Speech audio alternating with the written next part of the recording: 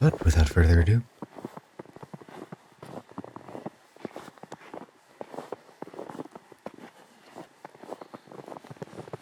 Canto 1, Purgatorio.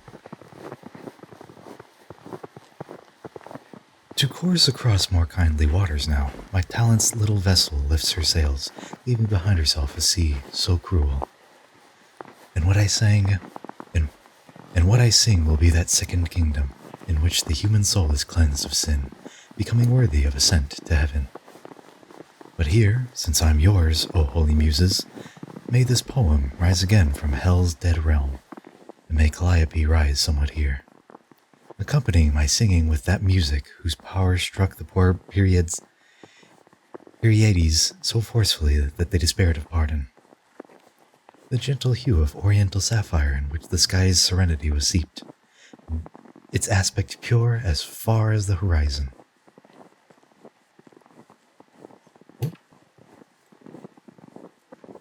Okay, we're good.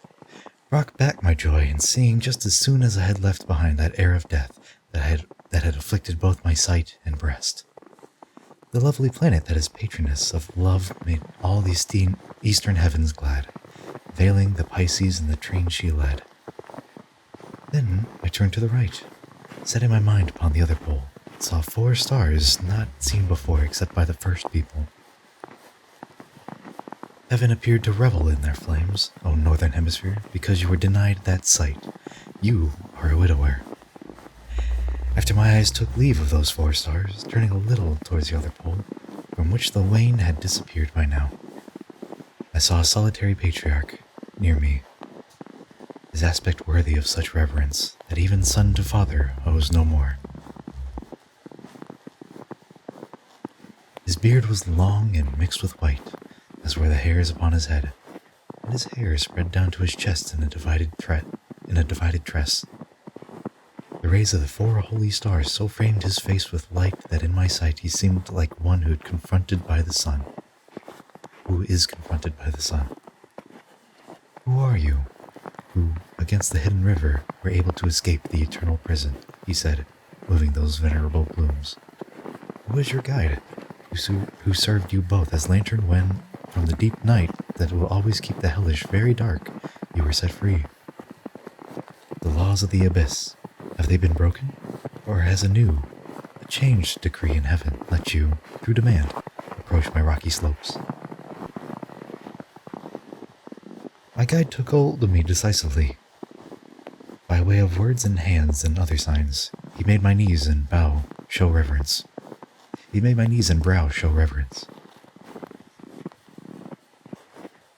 There, then, he replied, I do not come through my own self. There was a lady sent from heaven. Her pleas led me to help and guide this man. But since your will would have a far more full and accurate account of our condition, and my will cannot withhold what you request. This man had yet to see his final evening, but, through his folly, little time was left before he did. He was so close to it. As I have told you, I was sent to him for his deliverance. The only road I could have taken was the road I took. I showed him all the people of perdition. Now I intend to show him those spirits who, in your care, are bent on expiation.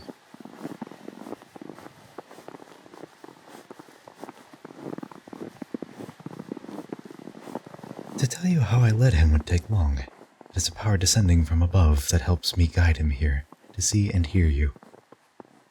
Now may it please you to approve his coming. He goes in search of liberty, so precious as he who gives his life for it must know.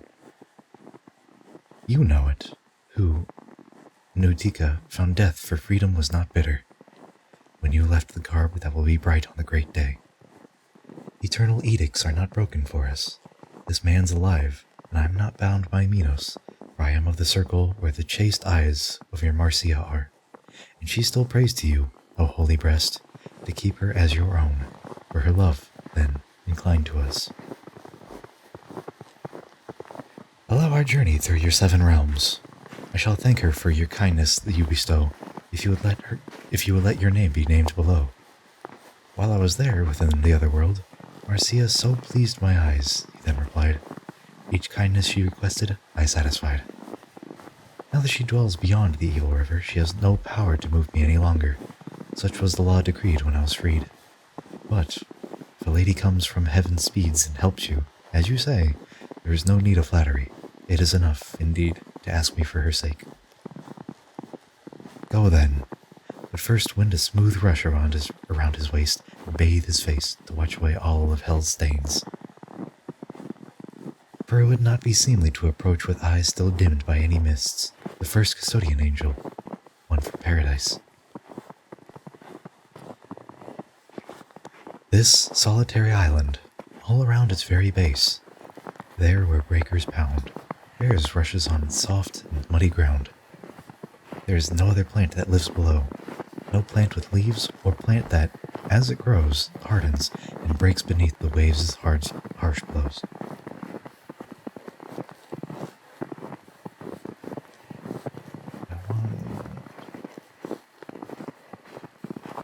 Bring it a little bit quieter. Okay, let's just keep it in the background. Excuse me. That done, do not return by this same pass. The sun, which rises now, will show you how this hillside can be climbed more easily. With that, he vanished, and without a word I rose and drew in closer to my guide, and it was on him that I set my eyes, and he began, "Son, follow in my steps. Let us go back. This is the point at which the plain slopes down to reach its lowest bounds." Daybreak was vanquishing the dark's last hour, which fled before, in the distance, I could recognize the trembling of the sea. We made our way across the lonely plain, like one returning to lost pathway, who, till he finds it, seems to move in vain.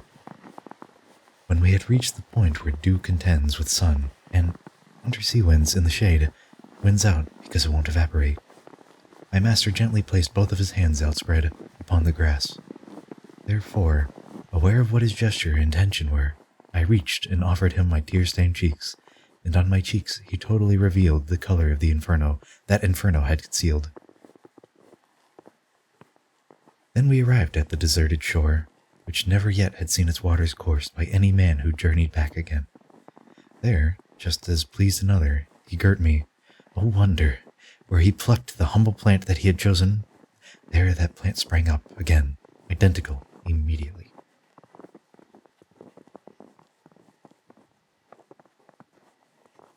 Canto 2, Purgatorio.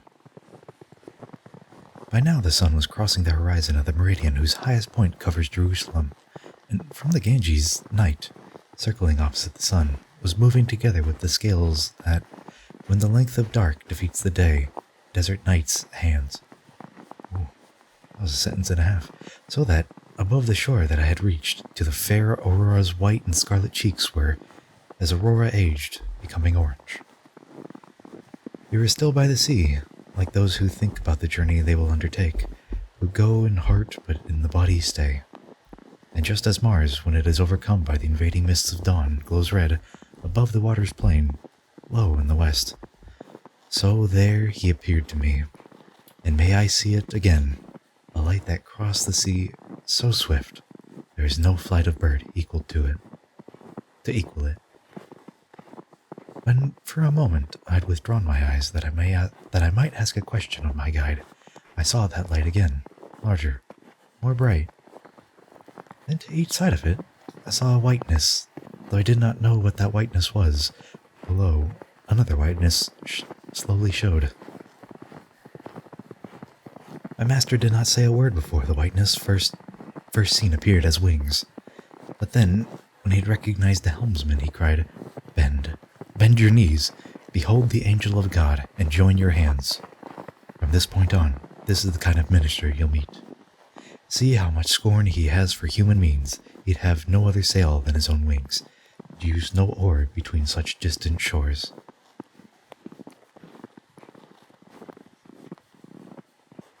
See how he holds his wings, pointing to heaven, piercing the air with his eternal pinions, which do not change as mortal plumage does. Then he, that bird divine, as he drew closer and closer to us, seemed to gain in brightness, so that my eyes could not endure his nearness, and I was forced to lower them. And he came onto shore with boat so light, so quick that nowhere did the water swallow it. The helmsman sent from heaven.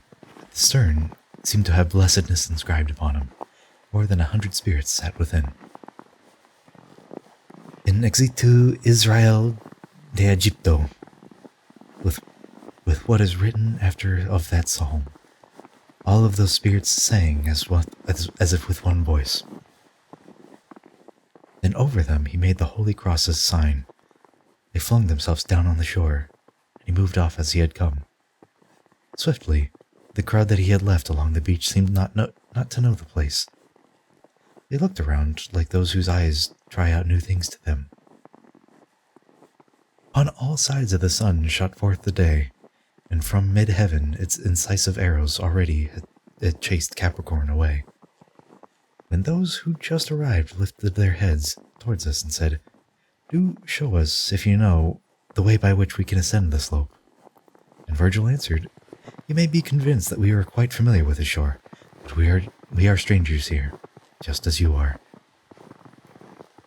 We came but now, a little while before you, through by another path, so difficult and dense that this ascent seems sport to us. Souls who, noticing my breath, sensed that I was still a living being, then, out of astonishment, turned pale. And just as people crowd around a messenger who bears an olive branch to hear his news, no one hesitates to join that crush, so here those happy spirits, all of them, stared hard at my face, just as if they had forgotten to proceed to their perfection. I saw one of those spirits moving forward in order to embrace me, his affection so great that I was moved to mine his welcome. Oh, shades, in all except appearance, empty. 3 times I clasped my hands behind him, and as often brought them back against my chest. Dismay, I think, was painted on my face. At this, that shadow smiled as he withdrew, and I, still seeking him, again advanced. Gently, he said that I could now stand back. Then I knew who he was, and I beseeched him to remain a while and talk with me. He answered, "As I loved you when I was within my mortal flesh, so, freed, I love you. Therefore I stay. But you, why do you journey?" "My own Castella, to return again to where I am, I journey thus." "But why?" I said, "Why were you deprived of so much time?" And he, "No injury is done to me if he who takes up whom and when he pleases has kept me from this crossing many times. For his own will derives from a just will, and that for 3 months now he has accepted most tranquilly all those who would embark. Therefore I, who had turned then to the shore, at which the Tiber's waters mixed with salt, was gathered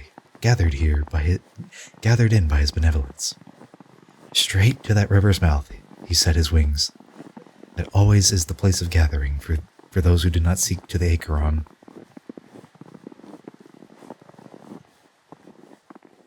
And I, if there's no new law that denies you memory or practice of the songs of love that used to quiet all my longings, then it may please you for those songs to solace my soul somewhat. For, having journeyed here together with my body, it is weary. Love that discourages to me in my mind." Then he began to sing, and sang so sweetly that I still hear that sweetness sound in me. My master and I, and all that company around the singer seemed so satisfied, as if no other thing might touch our minds. We all were motionless and fixed upon the notes, when all at once the grave old man cried out, "What have we here, you laggard spirits? What negligence, what lingering is this? Quick, to the mountain to cast off the slough that would not let you see God show himself." Even as doves, assembled where they feed, quietly gathering their grain or weeds, forgetful of their customary strut, will, if something appears that makes them fear, immediately leave their food behind, because they are assailed by greater care. So did I see that new company They left the song behind, turned towards the slope, and those who go and yet do not know where. And we were no less hasty in departure.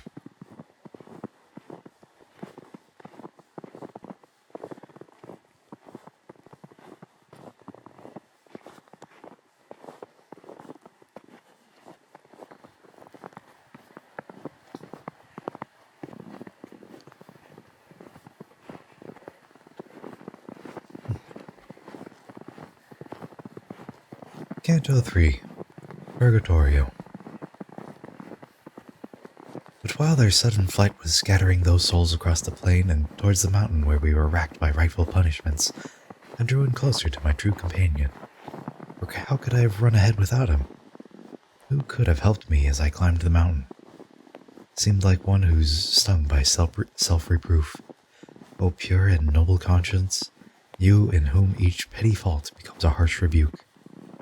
And even when his feet had left off hurrying, for haste denies all acts their dignity, my mind, which was, before, too focused, grew more curious and widened its attention. I set my vision towards the slope that rises most steeply, up to heaven from the sea. Behind my back the sun was flaming red, but there, ahead of me, its light was shattered, because its rays were resting on my body. When I saw the ground was dark in front of me, and me alone, afraid that I had been abandoned, I turned to my side, and he, my only comfort, as he turned around, began, "Why must you still mistrust? Don't you believe that I am with and guide you? The body from within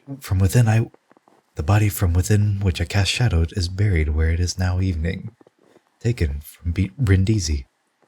It now belongs to Naples. Thus, if no shadow falls in front of me, do not be more amazed than when you see the heavens do not impede each other's rays. Power has disposed such bodilies. Bodilies? The power has disposed such bodiless bodies to suffer torments, heat and cold. How this is done, he would not have us know. Foolish is he who hopes our intellect can reach the end of that unending road. Only one substance in three persons follows. Confine yourselves, O humans, to the quia. Had you been able to see all, there would have been no need for Mary to give birth. You saw the fruitless longing of those men who would, if reason could, have been content. Those whose desire eternally laments. I speak of Aristotle and of Plato and many others. Here he bent his head and said no more, remaining with his sorrow. By this time we had reached the mountain's base, discovering a wall of rock so sheer that even agile legs are useless there. A loneliness, most jagged promontory that lies between the Turbia and the Risi, compared with it, provides stairs wide and easy. Now who knows where, along this mountainside, my master,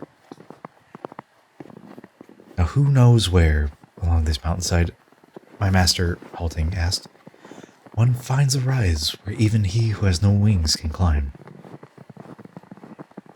While he, his eyes upon the ground, consulted his mind, considering what road to take, and I looked up at around the wall of rock.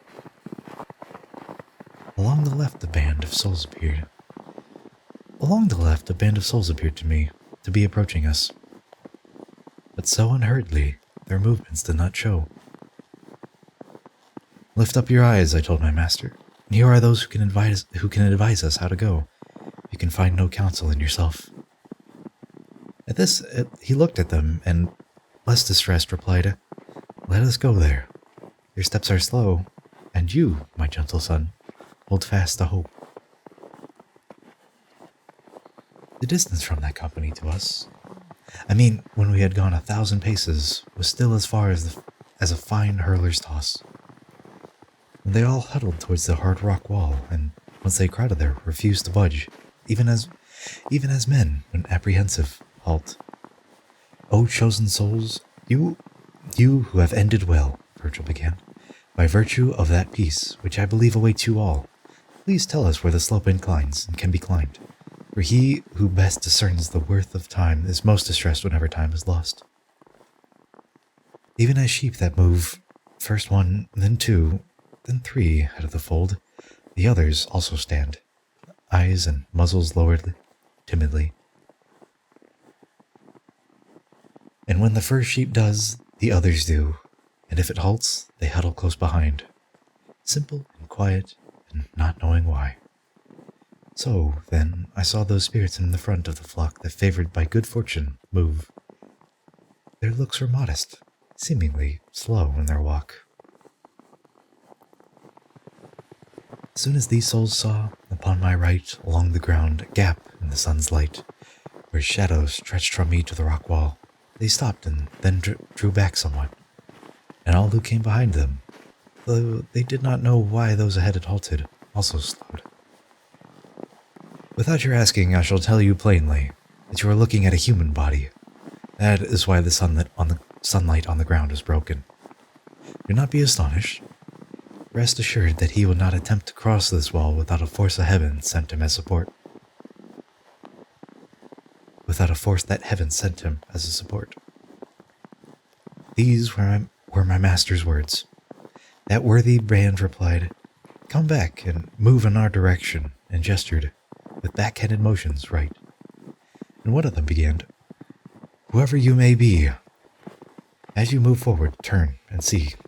Consider if, beyond, you've ever seen me." I turned to look at him attentively. He was fair-haired and handsome, and his aspect was noble. One eyebrow had been cleft by a sword stroke. When I humbly noted that I had never seen him, he said, "Look now," showing me a wound on his chest. Then, as he smiled, he told me, "I am Manfred, the grandson of the Empress Constance. Thus I pray that, when you reach the world again, you may go to my lovely daughter, mother of kings of Sicily and Aragon. Tell her the truth, lest she's heard something other. After my body has been shattered by 2 fatal blows and tears, I then consigned myself to him who willingly forgives. My sins were ghastly, but the infinite goodness has arms so wide that it accepts whoever would return, imploring it. And if Cosenza's pastor, who was sent to hunt me down, alive or dead, by Clement, had understood this facet of God's mercy, my body's bones would still be there, beneath the custody of the great heap of stones, near Benevento, at the bridgehead. Now rain bathes my bones. The wind has driven them beyond the kingdom, near the Verde's banks. We transported them with tapers spent. Despite the church's curse, there is no one so lost that eternal love cannot return, as long as hope shows something green.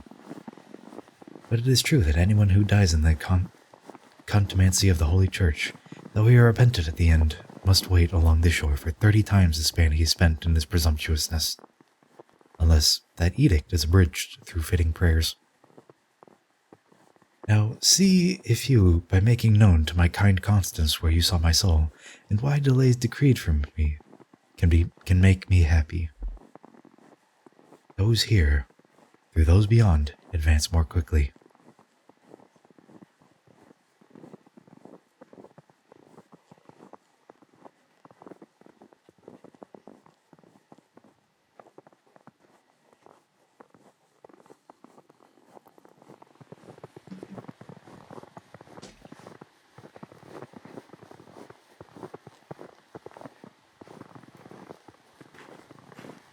Canto 4, Purgatorio.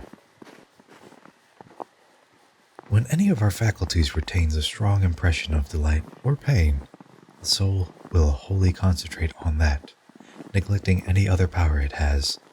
This refutes the error that maintains that, one above the other, several souls can flame in us. And thus, when something seen or heard secures the soul in stringent grip, time moves, and yet we do not notice it. The power that perceives the course of time is not the power that captures all the mind.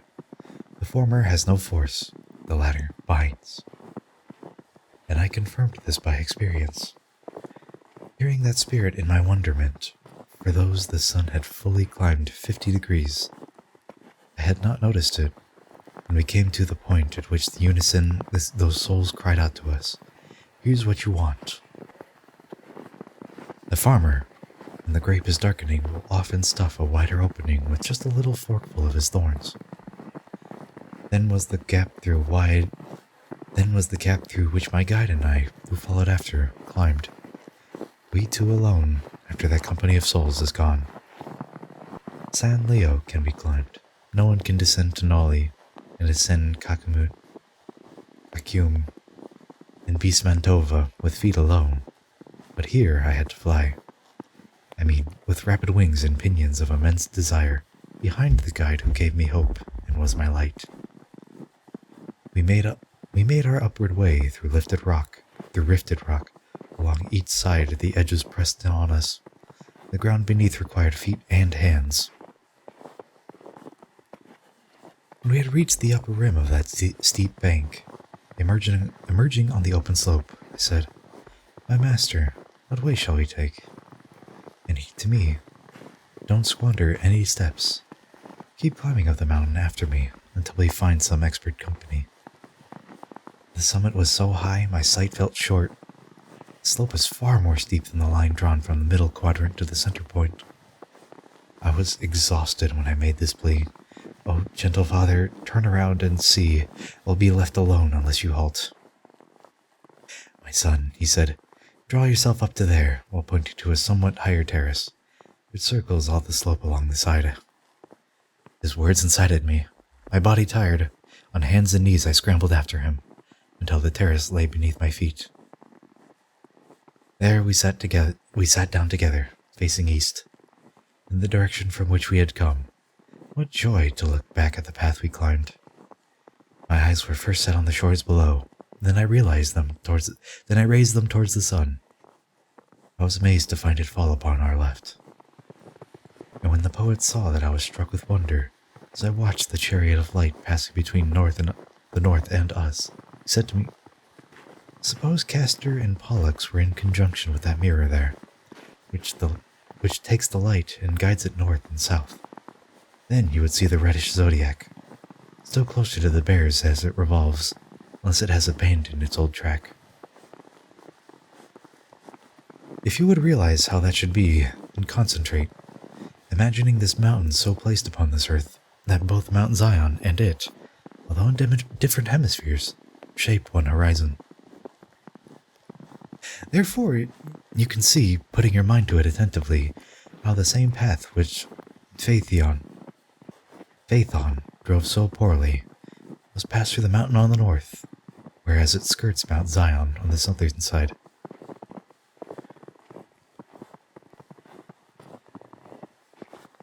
I said, "My master, surely I have never, since my intelligence seemed lacking, seen as clearly as I now can comprehend. At the mid-circle of the heaven's motions, one of the sciences calls it the equator, which always lies between the sun and winter,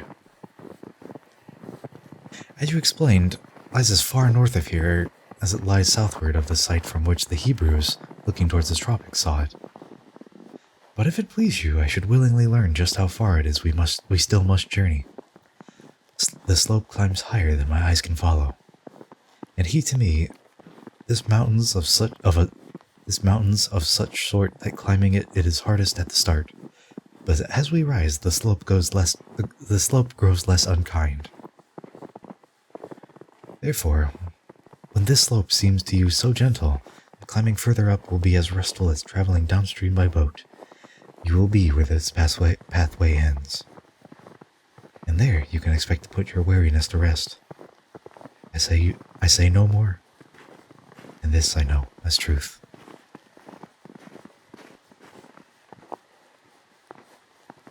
And when his words were done, another voice nearby was heard to say, "Perhaps you will have need to sit before you reach that point." Hearing that voice, both of us turned around, and to the left we saw a massive boulder, which neither he nor I before had noticed. We made our way towards it, and towards the people who lounged behind the boulder in the shade, His men beset by listlessness will rest. And one of them, who seemed to me exhausted, was sitting with his arms around his knees. Between his knees, he kept his head bent down. "Oh, my sweet lord," I said, "look carefully at one who shows himself more languid than he would have been. Look carefully at one who shows himself more languid than he would have been were laziness his sister." Then that shade turned towards us attentively, lifting his eyes but just above his thigh, and said, "Climb then, if you're so vigorous." Then I knew who he was, and the distress that still was quickening my breath somewhat did not prevent my going to him. When I had reached him, scarcely lifting up his head, he said, "And have you fathomed how the sun can drive his chariot on your left?" The slowness of his movements, his brief words had stirred my lips a little towards a smile. Then I began. "From this time on, Belacqua, I need not grieve for you, but tell me, why do you sit here? Do you expect a guide, or have you fallen into your own old ways?" And he, "Oh, brother, what's the use of climbing? God's angel, he who guards the gate, would not let me pass through to meet my punishment. Outside that gate, the skies must circle round as many times as they did when I lived, since I delayed good sighs until the end. Unless, before them, I am helped by prayer that raises from a heart that lives in grace. What use are other prayers, ignored by heaven?" And now the poet climbed ahead before me and said, "It's time. See the meridian touched by the sun, elsewhere along the ocean. Right now it has set its foot upon Morocco.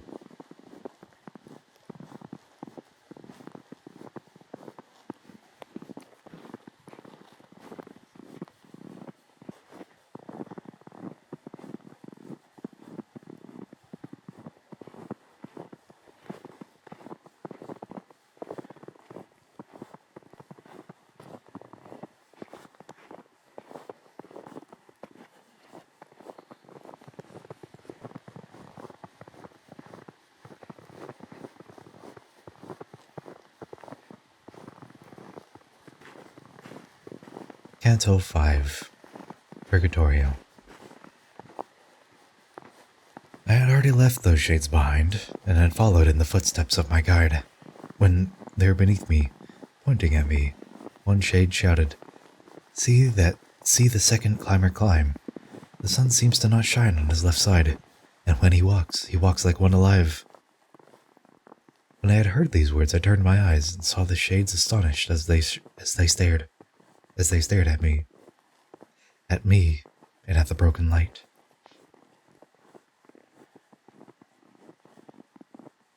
"Why have you let your mind get so entwined," my master said, "that you have slowed your walk? Why should you care about what's whispered here? Come, follow me and let those people talk. Stand like a sturdy tower that does not shake its summit through the winds may blast.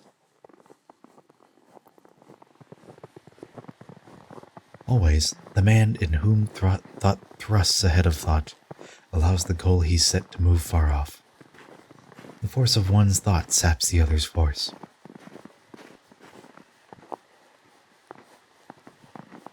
Could my reply be other than I come? And, somewhat colored by the hue that makes one sometimes merit grace, I spoke those words. Meanwhile, along the slope, crossing our road slightly ahead of us, people approached. Singing the Miserere verse by verse. Singing the Miserere verse by verse. When they became aware that I allowed no path for the rays of light to cross my body, they changed their song into a long, hoarse "Oh!" And two of them, serving as messengers, hurried to meet us. And those two inquired, "Please tell us something more of what you are." My master answered them, "You can return and carry this report to those who sent you. In truth, the body of this man is flesh. If, as I think, they stop to see his shadow, that answer is sufficient. Let them welcome him graciously, and that may profit them. Never did I see kindled vapors rend clear skies at nightfall, or the setting sun cleave August clouds with a rapidity that matched the time it took those two to speed above. And there arrived, they with the others wheeled back, like ranks that run without a rein.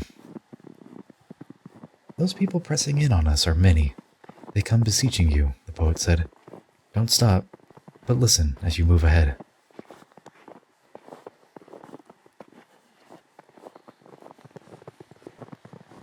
O soul who make your way to gladness with the limbs you had at birth, do stay your steps a while, they clamored as they came, to see if there is any of us whom you knew, that you may carry word of him beyond. Why do you hurry on? Why don't you stop? We all were done to death by violence, and we all sinned till our final hour. Then light from heaven granted understanding, so that, repenting and forgiving, we came forth from life at peace with God. He instilled in us the longing to see him. And although I scrutinize your faces, I recognize no one, but spirits born to goodness, if there is anything within my power that might please you, then, by that same peace in the steps of such a guide I seek from world to world, I shall perform it. And one began, We all have faith in your good offices without your oath, as long as lack of power does not curb your will. Thus I, who speak alone before the others, beseech you. If you ever see the land that lies between the Romagna and the realm of Charles, that you be courteous to me, entreating those in Fano to bestow fair prayers to purge me of heavy sins. My home was Fano, but the piercing wounds from which there poured the blood of where my life lived, those I received among Antenor's sons. There where I thought that I was most secure, for he of Este, hating me from far more than just and warranted, had that deed done. But then I had fled instead towards Mira, when they overtook me at Oriaco. Then I should still be beyond, where men draw breath. I hurried to the marsh. The mud, the reeds entangled me. I fell, and there I saw a pool poured from my veins form on the ground. Another shade then said, Ah, so may that desire which draws you up the lofty mountain be granted. With kind pity help my longing. I was from Montefeltro. I'm Buonconte, Giovanna, and the rest, they all neglect me. Therefore, among these shades I go in sadness. And I to him, What violence or chance so dragged you from the field of Campaldino, that we know nothing of your burial place? Oh, he replied, across the Cancentino there runs a stream called the Arciano. Runs a stream called the Arciano. Born in the Apennines above the Hermitage. There, at the place where that stream's name is lost, I came. My throat was pierced, fleeing on foot and bloodying the pain. And there it was that I lost sight and speech. And there, as I had finished uttering the name of Mary, I fell.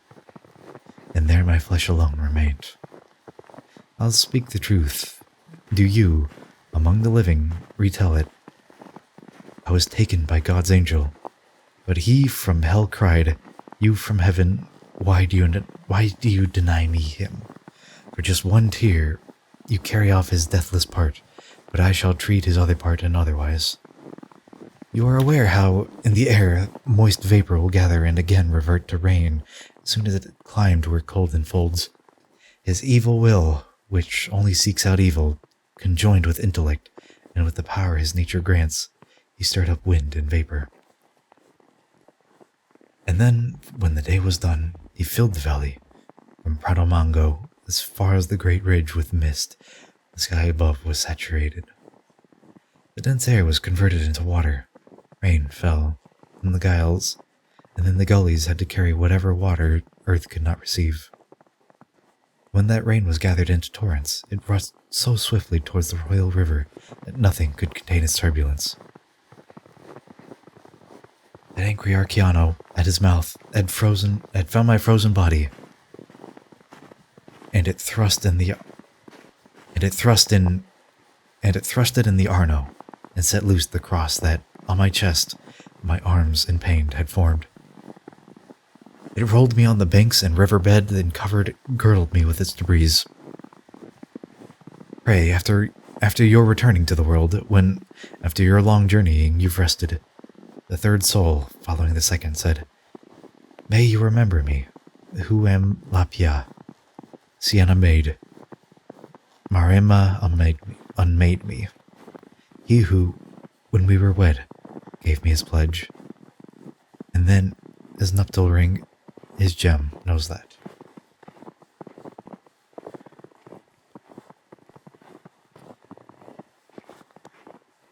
Is it me, or has Dante's language gotten extra flowery in Purgatorio than it did in Inferno?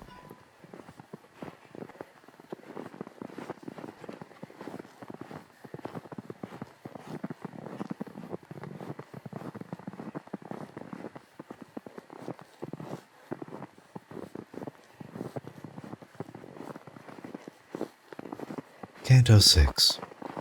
Purgatorio. When dicing's done and players separate, the loser's left alone, disconsolate, rehearsing what he had thrown, he sadly learns. All of the crowd surrounds the one who won. One goes in front, and one tugs at his back, and at his side one asks to be remembered. He does not halt, but listens to them all. And when he gives them something, they desist, and so he can fend off the pressing throng. And I, in that persistent pack, was such, this way and that, I turned my face to them, and, making promises, escaped their clutch.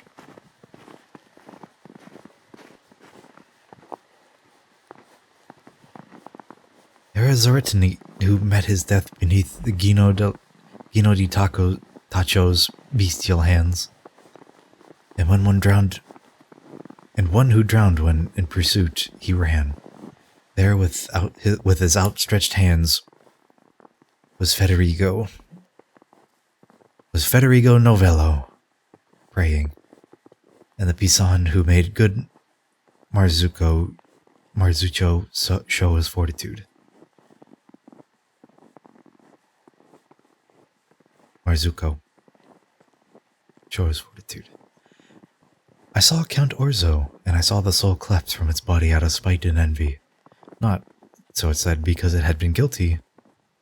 I mean, Pure de la Brasse, and may the Lady of Brabant, while she's still in this world, watch her ways, or end among a sadder flock.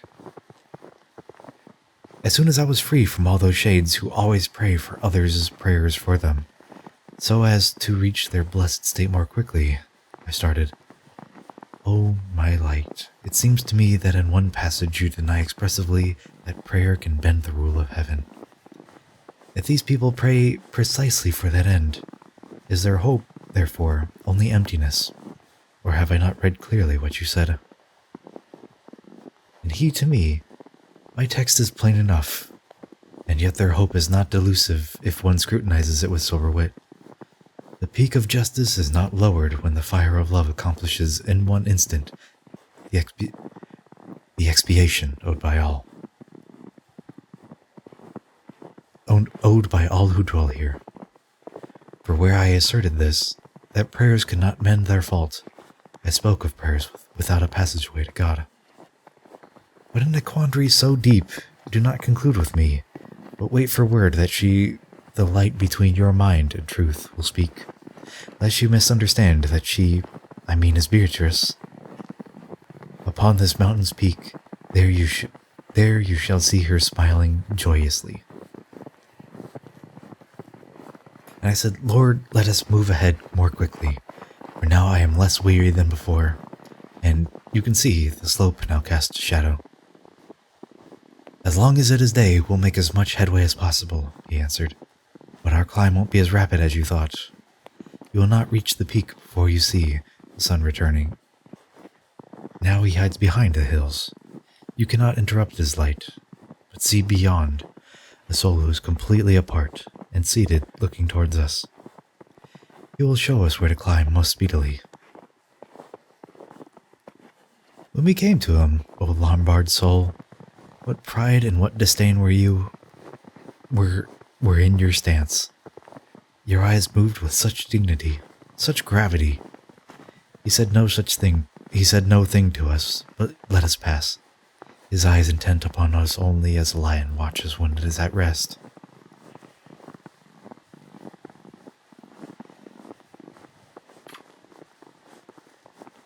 Yet Virgil made his way to him, appealing to him to show us how we'd best ascend, and he did not reply to that request, but asked us what our country was, and who we were. At which my gentle guide began Mantua, and that spirit who had been so solitary rose from his position, and saying, "O Mantuan, I am Sordello from your own land," and each embraced the other. "Ah, abject Italy, you inn of sorrows, you ship without a helmsman in harsh seas, no queen of provinces, but of bordellos.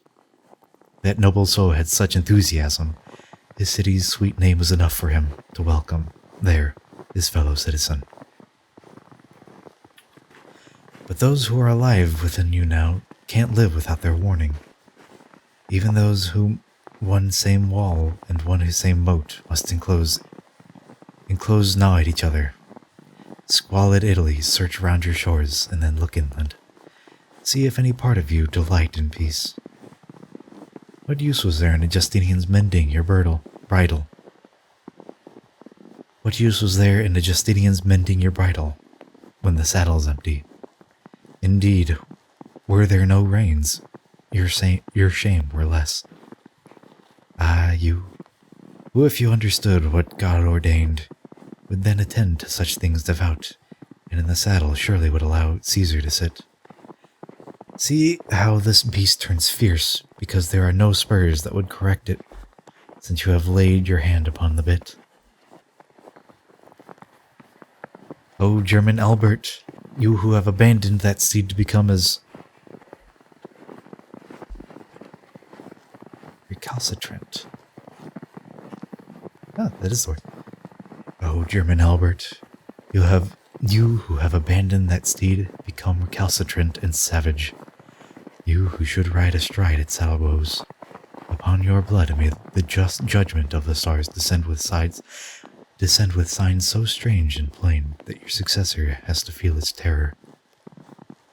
For both you and your father, in your greed for lands that lay more close at hand, allowed the garden of the empire to be gutted. Come, you who pay no heed, do come and see Montecchi.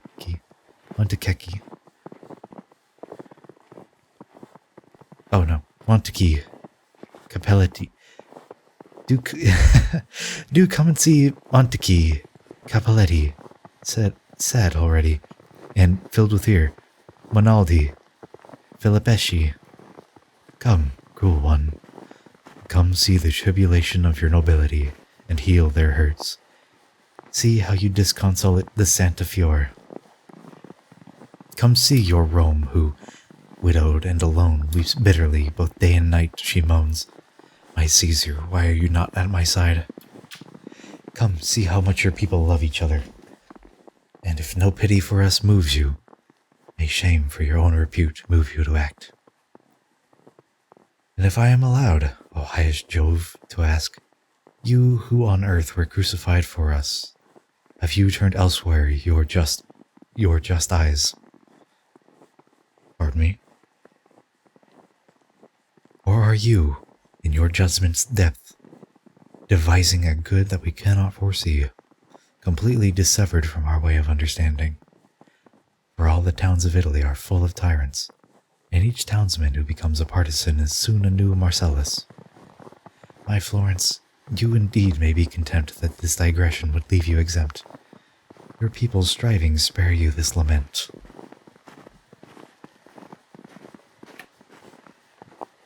Others have justice in their hearts, and thought it slow to let it fly off from their bow. But your folk keep it ready on their lips. Others refuse the weight of public service, whereas your people eagerly respond, even unasked, and shout, "I'll take it on." You might be happy now, for you have cause. You, with your riches, peace, judiciousness. If I speak truly, facts won't prove me wrong. Compared to you, Athens and Lacedaemon, through civil cities with their ancient laws have merely sketched the life of righteousness. For you who devise provisions so ingenious, whatever threads October sees you spin, when mid-November comes will be unspun. How often, in the time you can remember, have you changed laws and coinage, offices and customs, revised your citizens? And if your memory has some clarity, then you will see yourself like that sick woman who finds no rest upon her featherbed, but turning, tossing, tries to ease her pain.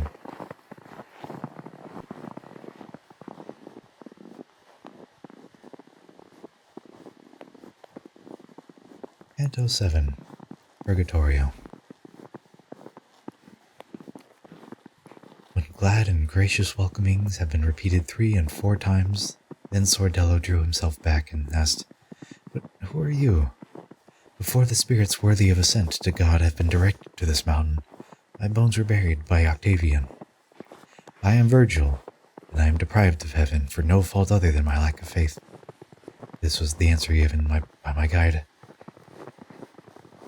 Even like one who suddenly has seen something before him, and then, marveling, does and does not believe, saying, "It is not." So did Sordello seem. And then he bent his brow, returned to Virgil humbly, and clasped him where the lesser presence clasps. He said, "O glory of the Latins, you through whom our tongue revealed its power, you eternal honor of my native city. What merit or what grace shows you to me? If I deserve to hear your word, then answer. Tell me if you're from hell, and from what cloister?" "Through every circle of the sorry kingdom," he answered them. "I journeyed here, a power from heaven moved me, and with that I come.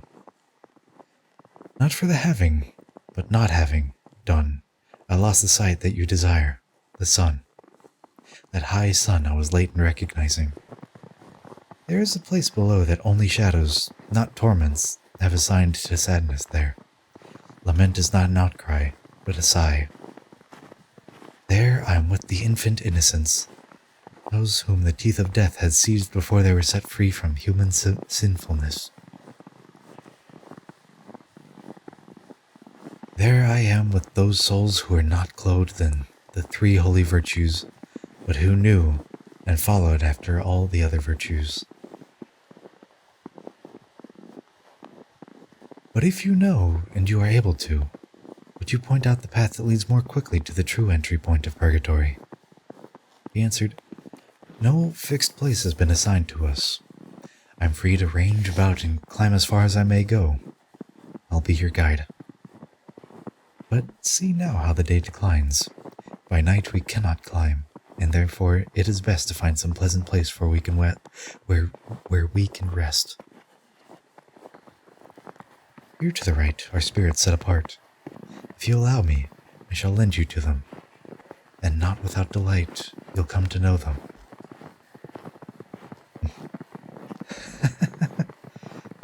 Nice.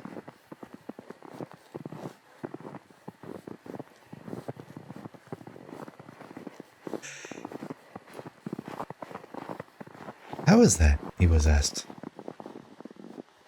"Is it that he who tried to climb them by night would be impeded by others, or by his own lack of power?" Good Sordello, as his fingers traced along the ground, said, "Once the sun has set, then Look, even this line cannot be crossed. And not that anything except that dark of night prevents you from climbing up. It is the night itself that implicates your will. Once darkness falls, one can indeed retreat below and wander aimlessly about the slopes, while the horizon has enclosed the day, at which my lord, as if in wonder, said, "Lead us then to where, as you say, we may derive delight from this night's stay." We had not gone far off, when I had perceived that, just as valleys hollow mountains here in our world, so that mountain there was hollowed. The shade said, "It is there that we shall go, to where the slope forms, of itself, a lap. At this point we await the new day's coming." There was a slanting path, now steep, now flat. It led us to a point beside the valley, just where its bordering edge had dropped by half. Gold and fine silver, cochineal, white lead, and Indian lignite, highly polished, bright, fresh emerald at the moment it is dampened. If placed within that valley, all would be defeated by the grass and flowers as colors, just as the lesser gives way to the greater. And nature there not only was a painter, but from the sweetness of 1,000 odors she had derived an unknown, mingled scent. Upon the green grass and flowers, I saw seated spirits singing, "Salve, Regina." They were not visible from the outside. Yeah, I normally do have more redeems than what I have on offer, but a lot of them don't really apply to ASMR rating stream. They're mainly for when I'm actually a VTuber, rather than just a voice. Where was I? Before the meager sun seeks out its nest, before the Mantuan who led us here, do not ask me to guide you down among them. From this bank, you'll be better able to make out the acts and features of them all than if you were to join them in the hollow. He who is seated highest, with the look of one too lax in what he undertook, whose mouth, although the rest sing, does not move, was Emperor Rudolph. One who could have healed the wounds that were the death of Italy, so that another, later, must restore her.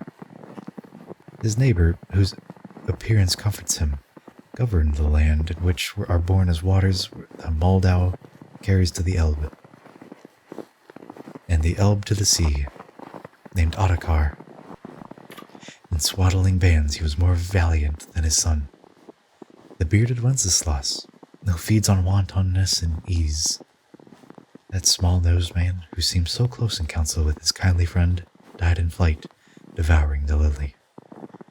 See how he beats his breast there, and you see the other shade who, as he sighs, would rest his cheek upon his palm as on a bed. Father and father-in-law of the pest of France, they know his life, its filth, its vice. Out of that knowledge grows the grief that has pierced them. That other, who seems so robust and sings in time with him, who has a nose so manly, with a cord of every virtue. And if the young man seated there behind him had only followed him as king, then valor might have been poured from vessel unto vessel. One cannot say this of his other heirs. His kingdoms now belong to James and Frederick. They do not possess his bequest.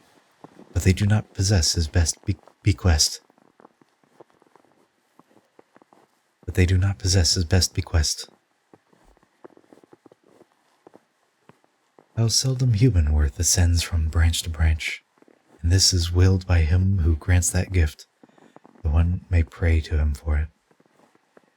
My words suggest the large-nosed one,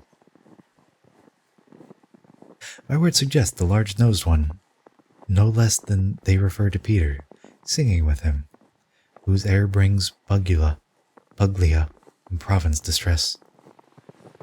Puglia. The plant is lesser than its seed, just as the man whom Beatrice and Margaret wed is lesser than the husband Constance has. You see the king who led the simple life, seated alone, Henry of England. he has better fortune with his progeny. He who is seated lowest on the ground and looking up is William the Marquis. For him, both Alexandria and its war make Monferrato and the Canavese mourn.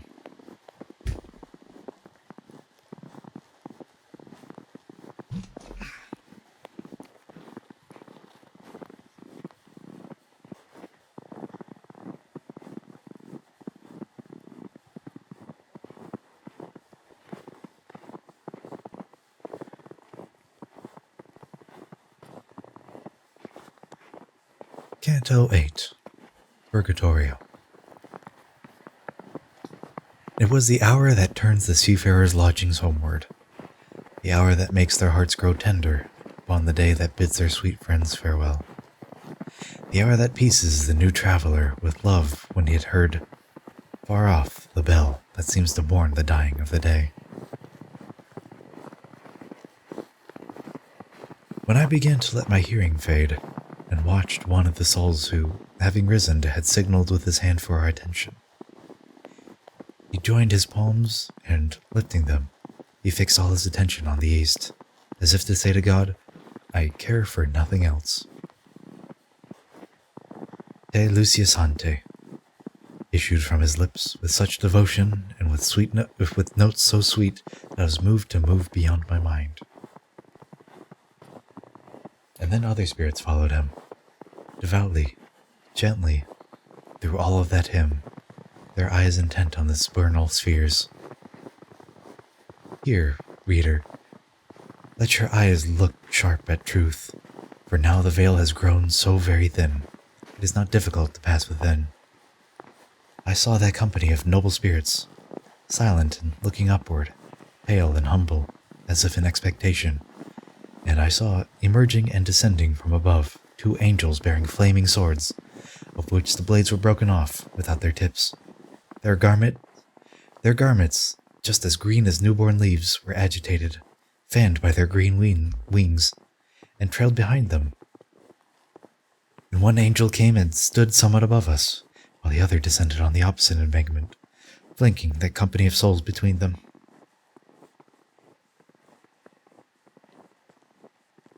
My eyes made out their blonde heads clearly, but my sight was dazzled by their faces, just like any sense bewildered by excess. Both come from Mary's bosom, said Sordello, to serve as the custodians of the valley, against the serpent that will soon appear. At this, not knowing where its path might be, frozen with fear, I turned around, pressing close to the trusty soldier's shoulders, and Sordello continued, Let us now descend among the great shades in the valley. We shall speak with them, and seeing you, they will be pleased. I think that I had taken but 3 steps to go below when I saw one who watched attentively, trying to recognize me. The hour had now arrived when air grows dark, but not so dark that it deprives my eyes and his of what before they were denied. He moved towards me, and I advanced towards him. Noble Judge Nino, what delight was mine when I saw that you were not among the damned. There was no gracious greeting we neglected before he asked me, When did you arrive? Across long seas beneath this mountainside. I told him, Oh, by way of the sad regions. That's a word for it. I came this morning, and I am still within the first life, although by this journeying I earned the other. When they heard my answer, Sordello and Judge Nino just behind him drew back like people suddenly astonished. One turned to Virgil, and the other turned and called to one who sat there. Up, Corrado, come see what God, out of his grace, has willed. Then, when he turned to me, by that special gratitude you owe to him, who hides his primal aim so that no human mind may find the ford to it, when you return across the wide waves, ask my own Giovanna. Oh, pardon me. Getting some hiccups. There where the pleas of innocence are answered. There where the pleas of innocence are answered. To pray for me. I do not think her mother still loves me. She gave up her white veils. Surely, poor woman, she will wish them back again. Through her, one understands so easily how brief in woman is love's fire, when not rekindled frequently by eye or touch. The serpent that assigns the Milanese their camping place will not provide for her a tomb as fair as would Galura's roster. So Nino spoke. His bearing bore the seal of that unswerving zeal. Through its flames within the heart maintains a sense of measure. My avid eyes were steadfast, staring at that portion of the sky where the stars are slower, even as spokes when they approach the axle. And my guide, son, what are you staring at? I replied, I'm watching those 3 torches with which the southern pole is all aflame. Then he to me, the 4 bright stars you saw this morning now are low, beyond the pole, and where those 4 stars were, these 3 now are. Even as Virgil spoke, Sordello drew him to himself. See there, our adversary, he said, then he pointed with his finger. At the unguarded edge of that small valley, there was a serpent, similar perhaps to that which offered Eve the bitter food. Through grass and flowers the evil streak advanced. From time to time it turned its head and licked its back, like any beast that preens it sleeks. I did not see, therefore cannot say, just how the hawks of heaven made their move, but I indeed saw both of them in motion. Hearing the green wings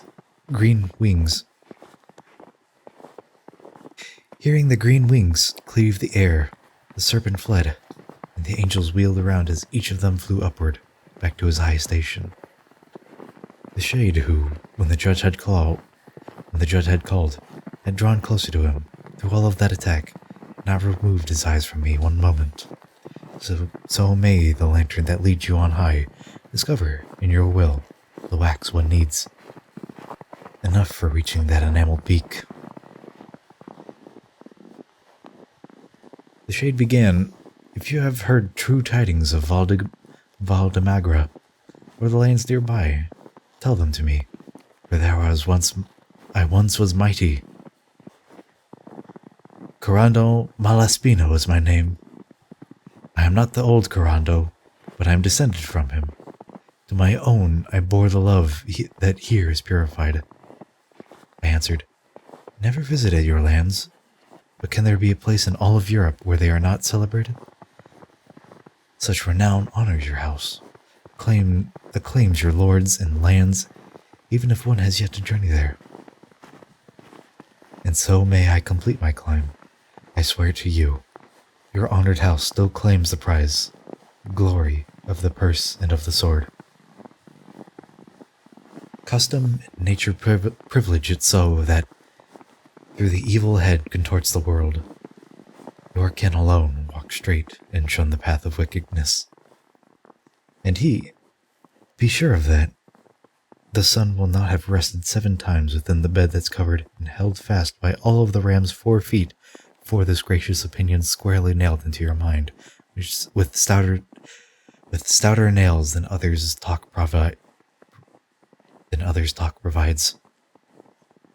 If the divine decree had not been stayed.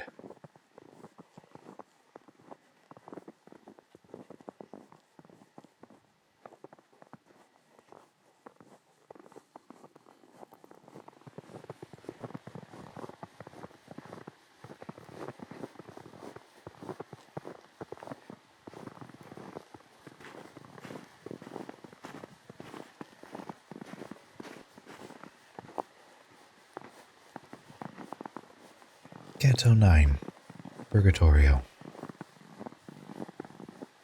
Now she who shares the bed of the old Tithonus, abandoning the arms of her sweet lover, grew white along the eastern balcony. The heavens facing her were glittering with gems set in the semblance of the chill animal that assails men with its tail. While night within the valley where we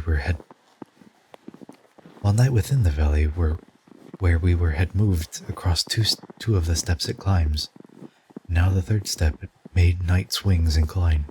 When I, who bore something of Adam with me, feeling the need for sleep, lay down upon the grass, where now all 5 of us were seated. At that hour close to morning, when the swallow begins her melancholy songs, perhaps in memory of her ancient sufferings, when, free to wander farther from the flesh and less held fast by the cares, our intellects and visionings almost become divine. In dream I seemed to see an eagle poised with golden pinions in the sky. Its wings were open, it was ready to swoop down, and I seemed to be there where Ganymede deserted his own family when he was snatched up for the high consistory. Within myself I thought, this eagle may be used to hunting only here. Its claws refused to carry upward any prey found elsewhere. And it seemed to me that, wheeling slightly and terrible as lightning, it swooped, snatching me up to the fire's orbit. And there it seemed that he and I were burning, and this imagined conflagration scorched me so I was compelled to break my sleep. Just like the waking of Achilles when he started up, casting his eyes about him, not knowing where he was, after his mother had stolen him, asleep away from Chiron, and in her arm had carried him to Skyros, the isle the Greeks would later make him leave. Such was my starting up. As soon as sleep had left my eyes, and I went pale, as will a man who, terrified, turns cold as ice. The only one beside me was my comfort. By now, the sun was more than 2 hours high. It was the sea to which I turned my eyes. My lord said, "Have no fear. Be confident, for we are well along our way. Do not restrain, but give free rein to all your strength. You have already come to Purgatorio. See there the rampart wall enclosing it. See, where that wall is breached, point of entry. Before, at dawn that ushers in the day, when soul was sleeping in your body, on the flowers that adorn the ground below, a lady came.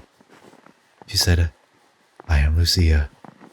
Let me take hold of him who is asleep, that I may help to speed him along his way.'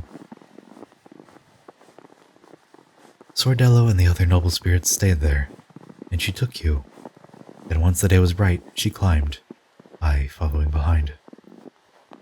And here she set you down.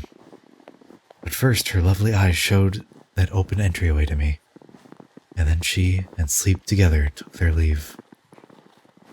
Just like a man in doubt, who then grows sure, exchanging fear for confidence once truth had been revealed to him, so was I changed. When my guide had seen that I was free from hesitation, then he moved, with me behind him, up the rocks and towards the height. Reader, you can see clearly how I lift my matter. Do not wander, therefore, if I have to call on more art to sustain it. Now we were drawing closer. We had reached the part from where I had first seen a breach, precisely like a gap that cleaves a wall. I now made out a gate, and there below it 3 steps, their colors different, leading to it, and a custodian who had not yet spoken. As I looked more and more directly at him, I saw him seated on the upper step, his face so radiant I could not bear it, and in his hand he held the naked sword, which so reflected rays towards us that I, time and again, tried to sustain that sight in vain. "Speak out from there. What are you seeking?" So he began to speak. "Where is your escort? Take care lest you be harmed by climbing here." My master answered him, but just before, a lady came from heaven and, familiar with these things, told us, "That's the gate. Go there. And may she speed you on the path of goodness." The gracious guardian of the gate began again. "Come forward, therefore, to our stairs. There we approached, and the first step was white marble, so polished and so clear that I was mirrored there as I appear in life. The second step was made out of crumbling rock, rough textured, scorched, with cracks that ran across its length and width, was darker than deep purple. The third, resting above more massively, appeared to be of porphyry, as flaming red as blood that spurts from veins. And on this upper step, God's angel, seated upon the threshold, which appeared to me to be of adamant, kept his feet planted.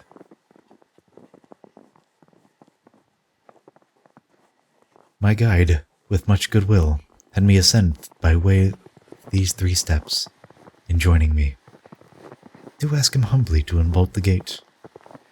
I threw myself devoutly at his holy feet, asking him to open out of mercy. But first I beat 3 times upon my breast. Upon my forehead he traced 7 P's, at which his sword point. Upon my forehead he traced 7 P's with his sword's point, and said, "When you have entered within, take care to wash away these wounds."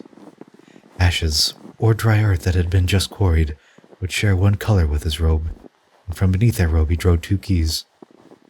The one was made of gold, the other was of silver. The first with the white, then with the yellow key. He plied the gate so as to satisfy me. Whenever one of these keys fails, not turning appropriately in the lock, he said, this gate of entry does not open. One is more precious, but the other needs much art and skill before it will unlock. That is the key that must undo the knot. These I received from Peter, and he taught me rather to err in opening than in keeping this portal shut, whenever souls pray humbly. Then he pushed back the panels of the holy gate, saying, "Enter, but I warn you, he who would look back returns again outside." When the panels of that sacred portal, which are of massive and resounding metal, turned in their hinges, then even Tarpeia, when the good metallus was removed from it, for which that rock was left impoverished, did not roar so, nor show itself so stubborn. Hearing that gate resound, I turned. Attentive, I seemed to hear inside in words that mingled with gentle music, Te Deum Laudamus. And what I heard gave me the very same impression one is used to getting when one hears a song accompanied by organ. And now the words were clear, and now are lost.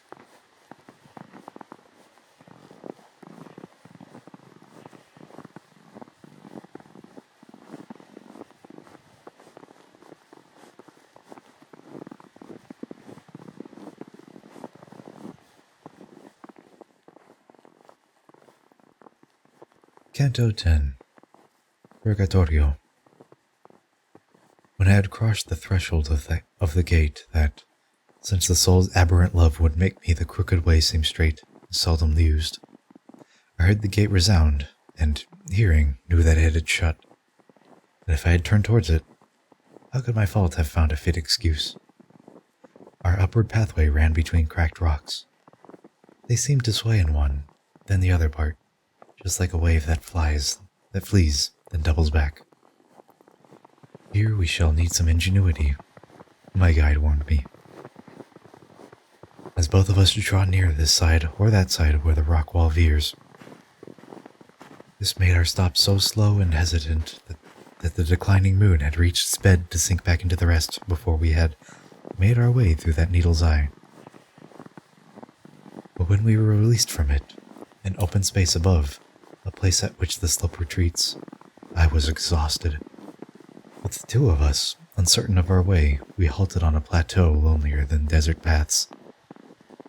The distance from its edge which rims the void, into the base of the steep slope which climbs and climbs, would measure 3 times one man's body. And for as far as my sight took its flight, now to the left, Now to the right-hand side. That terrace seemed to me equally wide.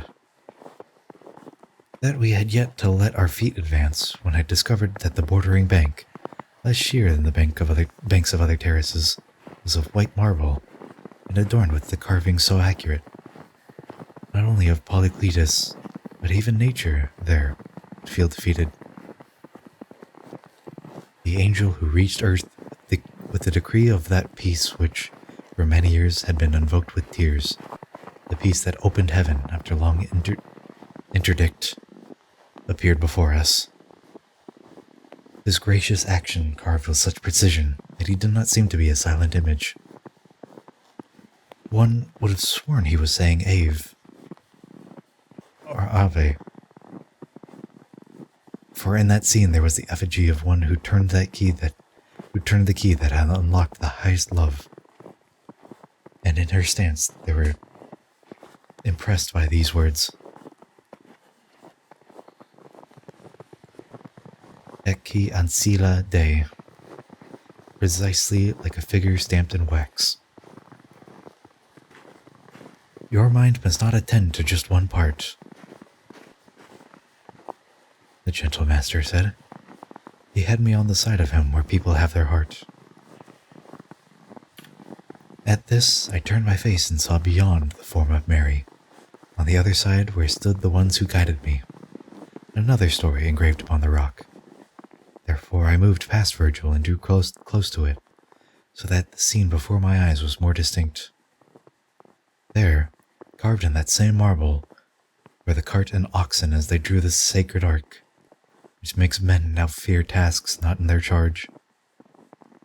People were shown in front, and all that group, divided into 7 choirs, made 2 of my senses speak.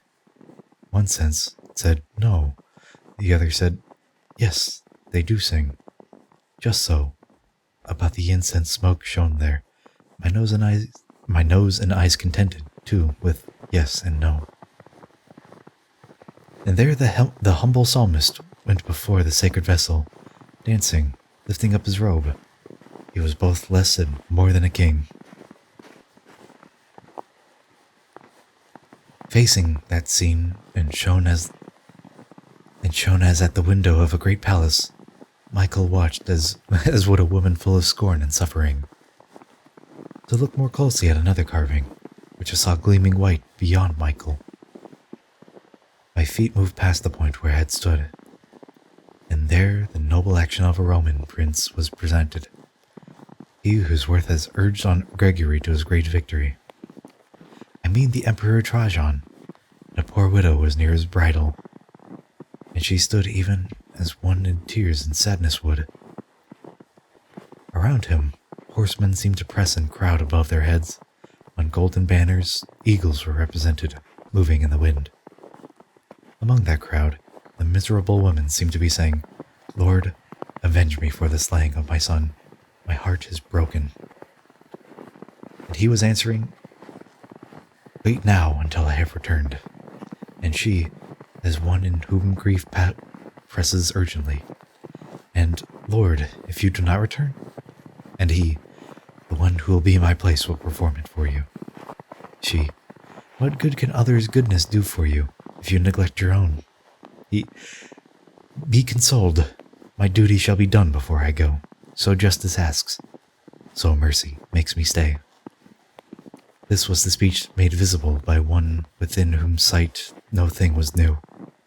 But we, who lack its likeness here, find novelty. While I took much delight in witnessing these effigies of true humility, dear too to see because he was their maker, the poet murmured, See the multitude advancing. Though with slow steps on this side, they will direct us to the higher stairs. My eyes, which had been satisfied in seeking new sights, a thing for which they longed, did not delay in turning towards him. But I would not have you, reader, be deflected from your good resolve by hearing from me now how God would have us pay the debt we owe. Have us pay the debt we owe. Don't dwell upon the form of punishment. Consider what comes after that. At worst, it cannot last beyond the final judgment. Master, I said, What I see moving towards us does not appear to me like people, but I can't tell what it is there. My sight's bewildered. And he said to me, whatever makes them suffer, their heavy torment bends them to the ground. At first I was unsure of what they were. But look intently there, and let your eyes unravel what's beneath those stones. You can already see what penalty strikes each. O Christians, arrogant, exhausted, wretched, whose intellects are sick and cannot see, who place your confidence in backward steps. Do you not know that we are worms and born from the angelic butterfly that soars without defenses to confront his judgment? Why does your mind presume to flight when you are still like the imperfect grub, the worm before it attains its final form? Just as one sees at times, as Corbel for the support of ceiling or of roof, a figure with knees drawn up to his chest, and this oppressiveness, unreal, gives rise to real distress in him who watches it. Such was the state of those I saw when I looked hard. Oh, thank you for the hydrate, Redeem.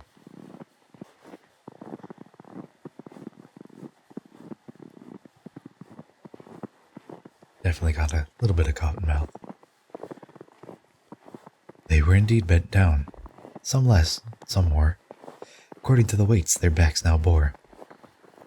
And even he whose aspect showed the most patience, in tears appeared to say, I can, no more.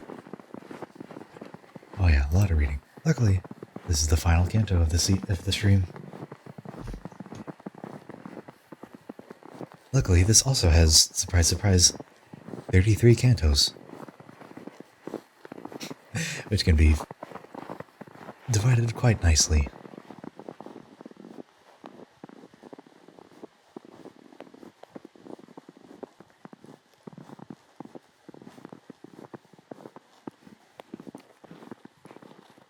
Our Father, you who dwell... Canto 11, Purgatorio. Our Father, you who dwell within the heavens, but are not circumscribed by them, out of your greater love for your first works above, praised be your name and your omnipotence by every creature, just that it is seemly to offer thanks to your sweet effluence. Effluence is a fun word. Your kingdom's peace come unto us, for if it does not come, then through we summon all our force, we cannot reach it of ourselves. Just as your angels, as they sing Hosanna, offer their wills to you as sacrifice, so may men offer up their wills to you. Give unto us this day the daily manna, without which he who labors most to move ahead through the harsh wilderness falls back. It's just the Lord's Prayer on steroids.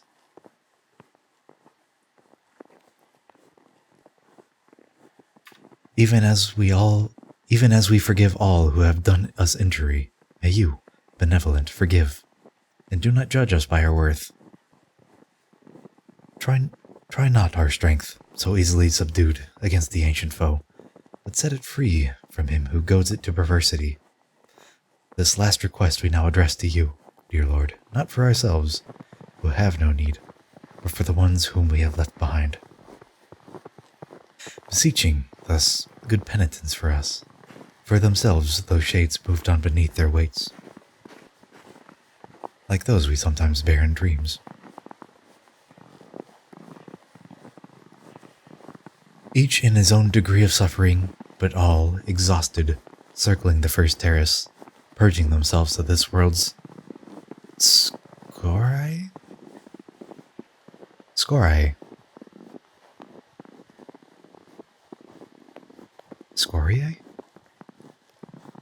No, Captioner doesn't know this word. If there they pray on our behalf, what can be said and done here on this earth for them, by those whose wills are rooted in true worth? Indeed, we should help them wash away the stains they carried from this world, so that, made pure and light, they reach starry wheels. Ah, so may justice and compassion soon unburden you, so that your wings may move as you desire them to, and uplift you. Show us on which hand lies the shortest path to reach the stars. If there is more than one passage, then show us that which is less steep. For he who comes with me because he wears the weight of Adam's flesh as dress, despite his ready will, is slow in his ascent. These words, which have been spoken by my guide, were answered by still other words we heard. For though it was not clear who had replied, an answer came. Come with us to the right along the wall of rock, and you will find a pass where even one alive can climb. And were I not impeded by the stone that, since it had subdued my haughty neck, compels my eyes to look below, then I should look at this man who is still alive and nameless to see if I recognize him, and to move his pity for my burden. I was Italian, son of a great Tuscan. Oh no, my father...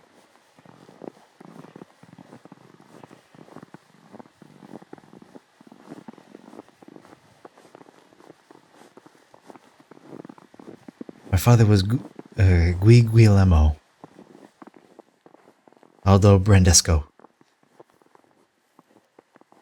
Guillermo